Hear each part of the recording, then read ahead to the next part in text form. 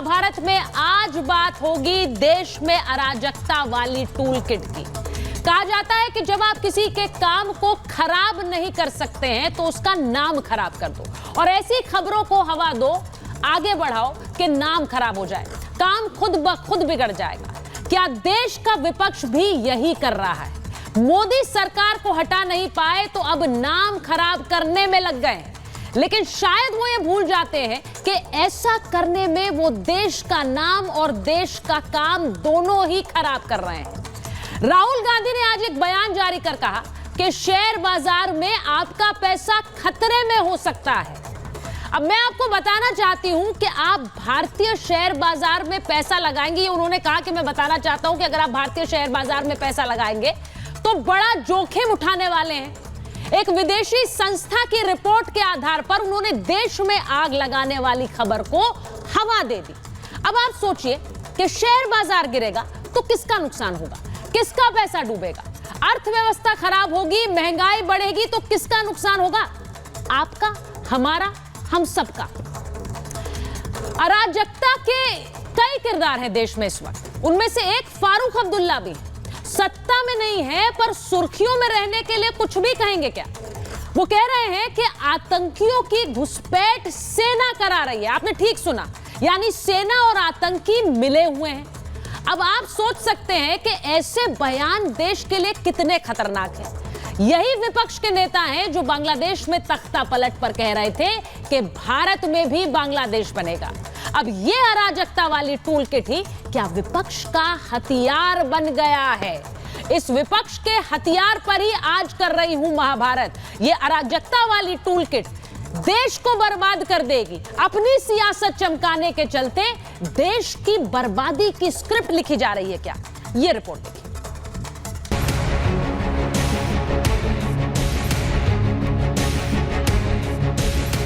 बांग्लादेश की हिंसा कोई सबक नहीं सीखा।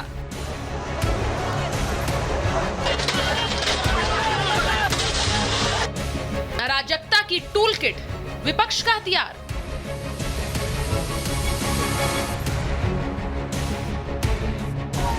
बांग्लादेश में सुलगी आग अभी खत्म भी नहीं हुई है कि दूसरी तरफ भारत में अराजकता की टूल किट का एक और नया चैप्टर खोला जा रहा है। देश को बांग्लादेश बनाने की बात करने वाले कांग्रेस नेता अब इससे भी एक कदम आगे निकल गए। विदेशी संस्था पर भरोसा और देश की संस्थाओं को डुबोने का प्लान बनाया जा रहा है। जिस संस्था की खुद की क्रेडिबिलिटी दुनिया भर में नहीं, उसके सवाल पर देश को नुकसान पहुंचाने के लिए सवाल उठाए जा रहे हैं। सबसे पहले सुनिए कि नेता प्रतिपक्ष राहुल गांधी कैसे दुनिया भर में लोगों को भारतीय शेयर बाजार में पैसा न लगाने के लिए कह रहे हैं।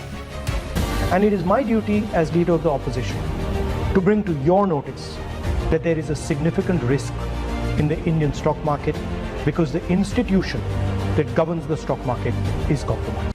सुना आपने, भारतीय शेयर बाजार में गिरावट की बात कर रहे हैं जैसे उन्हें पता हो कि कल क्या होने वाला है। ये विदेशी कंपनी हिंडनबर्ग पहले कंपनियों को बदनाम करने वाली रिपोर्ट निकालती, फिर उसी कंपनी के गिरते शेयर्स की बिकवाली में पैसा लगाती है, अरबों का वारा न्यारा करती है। अपने इसी कारोबार के लिए ये संस्था पूरी दुनिया में कुख्यात है, लेकिन सरकार विरोधी पार्टियां इसी का इस्तेमाल कर देश में अराजकता खड़ा करना चाहती है। एक तरफ हम देश को तीसरी सबसे बड़ी अर्थव्यवस्था बनाने का सपना देख रहे हैं, जिससे कई देशों के पेट में दर्द उठ रहा है, लेकिन इस विदेशी दर्द को राहुल गांधी और इंडिया गठबंधन के नेता क्यों सहारा दे रहे हैं? अब वो भारत को आर्थिक रूप से अस्थिर करने के षड्यंत्र में जुटे हुए हैं। देश में आर्थिक अराजकता और आर्थिक अस्थिरता, भारत के अंदर ये आर्थिक अराजकता उत्पन्न करना चाहते हैं भ्रम के द्वारा, चाहे विषय भारत सरकार की कंपनी का हो या कोई निजी कंपनी का हो। ये पहली बार नहीं है जब देश में विपक्षी दलों के नेता अराजकता फैलाने की कोशिश कर रहे हो। बांग्लादेश में भड़की हिंसा अब तक सुलग रही है और विपक्ष के नेता भारत में बांग्लादेश जैसी हिंसा हो सकती है ऐसी बयानबाजी लगातार कर रहे थे। Worrisome thing about what's happening in Bangladesh.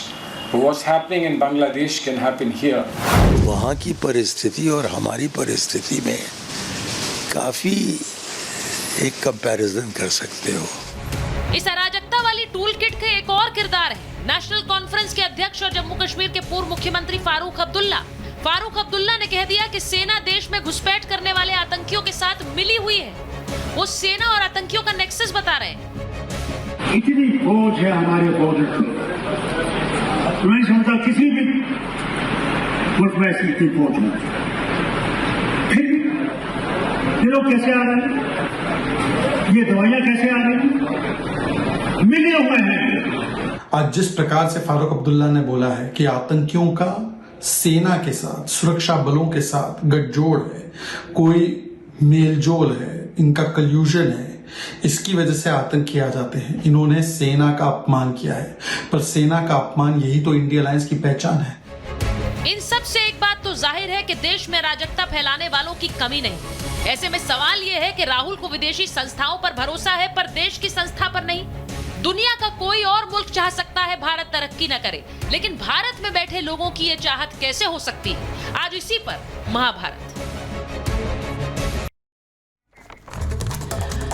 मेरे साथ महाभारत में जो मेहमान जुड़ रहे हैं, परिचय आपका करा देती हूं। बीजेपी के प्रवक्ता सिद्धार्थ यादव जी हमारे साथ जुड़ रहे हैं। हमारे साथ जुड़ रहे हैं कर्नल दिनेश नैन। हमारे साथ स्टूडियो में वरिष्ठ पत्रकार अवधेश कुमार जी आ गए हैं, और हमारे साथ कांग्रेस के नेता वरुण पुरोहित जी हैं। थोड़ी देर में राजकुमार भाटी, राष्ट्रीय प्रवक्ता समाजवादी पार्टी भी हमारे साथ जुड़ रहे हैं, और विवेक श्रीवास्तव लेफ्ट के नेता हैं। बहुत बहुत स्वागत आप सभी का। मैं शुरुआत सबसे पहले सिद्धार्थ जी आपके साथ करना चाह रही हूं, क्योंकि जिस तरह से एक हिंसा बांग्लादेश में हुई उससे कोई सबक नहीं सीखा। अराजकता वाली टूल किट ऐसा लग रहा है अभी भी एक्टिव है, और मुझे हैरानी होती है कि एक देश की अर्थव्यवस्था को डेंट करने के लिए ऐसा बयान भी आ सकता है जो कहे कि आप इस शेयर बाजार में इन्वेस्ट करेंगे तो बहुत बड़ा खतरा है। इससे देश को खतरा है। सुचरिता जी, निश्चित रूप से एक ट्रेंड हो चुका है, और हम लंबे समय से देखते आ रहे हैं कि कोई भी विदेशी ताकत जो भारत पर गिद्ध की तरह नजर टिकाए बैठी हो, जो चाहती हो कि भारत के अंदर एक अस्थिरता आए, चाहे फिर वो आर्थिक अस्थिरता हो, सामाजिक अस्थिरता हो, उसको कहीं ना कहीं भारत में उसका समर्थन करने वाली आवाजें जरूर मिल जाती हैं। और जब वो आवाजें वो विपक्ष के शीर्ष नेताओं की तरफ से आए, तो ये देश के लोकतंत्र के लिए एक बहुत चिंताजनक स्थिति है। अब कोई रिपोर्ट कोई विदेशी संस्था निकाले, जो संस्था स्वयं भारत की कोर्ट के एक लीगल एम्बिट के अंदर आ रही हो, जिससे पिछले रिपोर्ट जो पिछली बातें उसने कही हो उसका स्पष्टीकरण ना आया हो, जिसके पास नोटिस सर्व्ड हो, जो इन्वेस्टिगेशन ना ज्वाइन कर रही हो, जो भाग रही हो ऐसे पीछे हट के, जिस पर आरोप हो कि वो शॉर्ट सेलिंग करती है, जिस पे आरोप हो कि वो इन चीजों को करके मुनाफा कमाती है। 3 घंटे 4 घंटे के अंदर देश के विपक्ष के नेता उसके समर्थन में वीडियो बना दे, तो कितनी तेजी उनकी है भारत की ऐसी किसी भी अस्थिरता फैलाने वाली चीज का समर्थन करने में? क्यों है ऐसा? जो नेता और जो पार्टी बांग्लादेश में होने वाले माइनॉरिटीज पर अत्याचार दुराचार के खिलाफ एक शब्द नहीं बोल सकते, वो क्यों नहीं देरी दिखा रहे हैं तुरंत ये कहने में कि भारत में भी बांग्लादेश मॉडल आ सकता है? आप ऐसा ही चाहते हैं क्या? यह आपकी मंशा है क्या? ये कौन से टूल किट हुई जो भारत को कहीं ना कहीं कमजोर करने की साजिश रखती हो? और सुचरिता जी, एक बात मैं और कहूं, हर बार ऐसा क्यों होता है कि हिंडनबर्ग की रिपोर्ट तभी आती है जब भारत का सदन जो है वो सत्र में हो? इस बार तो हमारा सत्र जल्दी खत्म हो गया, नहीं तो तैयारी भी वैसी है, पता भी सबको वैसे है, हमारे बयान भी वैसे ही आएंगे, और विपक्ष तैयार बैठा है। तो ये जो एक मैं मानता हूं कि सांठगांठ की राजनीति है, और ये देश के विरोधी सांठगांठ है, इसको तुरंत बंद किया जाना चाहिए। हमें अपनी देश की संस्थाओं पर, हमारी देश की सुप्रीम कोर्ट पर, हमारे देश के रेगुलेटर्स पर अपार भरोसा है। हमारे संविधान में जो इस संस्थाओं को ताकतें हैं, उन पर हमको हमारा विश्वास जताना चाहिए, ना कि ऐसी जो संस्थाएं जो विश्व भर में जिनकी ख्याति ही धोखाधड़ी की हो, उनके साथ जाने का हो। पर मैं मानता हूं ये दुखद है कि प्रतिपक्ष, पूरा विपक्ष वो इंतजार में बैठा हुआ है गिद्ध की तरह कि कोई ना कोई अस्थिरता फैलाने वाली ऐसी। मुझे ऐसा लगता है कि सरकार पर सवाल उठाना वाजिब है, रोल भी है विपक्ष का, करना भी चाहिए,